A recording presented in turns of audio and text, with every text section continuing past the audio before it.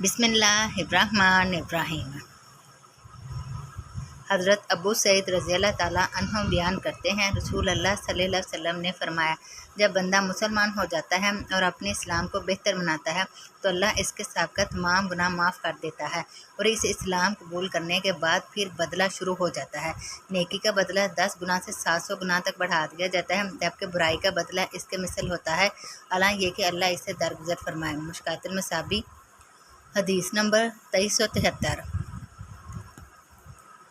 हज़रत इब्ने अब्बास रज़ी अल्लाह ताला अन्हु बयान करते हैं, रसूल अल्लाह सल्लल्लाहु अलैहि वसल्लम ने फरमाया, बेशक अल्लाह ने नेकियां और बुराइयां लिखी हैं। जिस शख्स ने किसी नेकी का इरादा किया लेकिन इसे किया नहीं तो अल्लाह इसे अपने पास इसके हक़ में एक मुकम्मल नेकी लिख लेता है।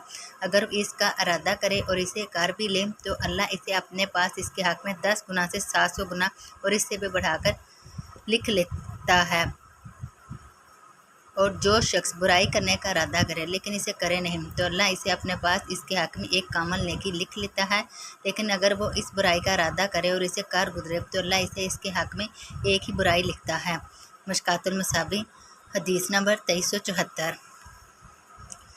हज़रत अकबा बिन आमिर रज़ी अल्लाह ताला अन्हु बयान करते हैं, रसूल अल्लाह सल्लल्लाहु अलैहि वसल्लम ने फरमाया, जो शख्स गुनाह करता है और फिर नेक अमल करता है, इसकी मिसाल इस शख्स जैसी है जिस पर तंग ज़रा हो, जिसने इसका गला घोंट रखा हो। फिर वो कोई नेक अमल करता है तो एक कड़ी खुल गई, फिर इसने दूसरी नेकी की तो दूसरी कड़ी खुल गई, हत्ता कि वो खुलकर ज़मीन पर आ रही। मुश्कातुल मसाबी हदीस नंबर 2375।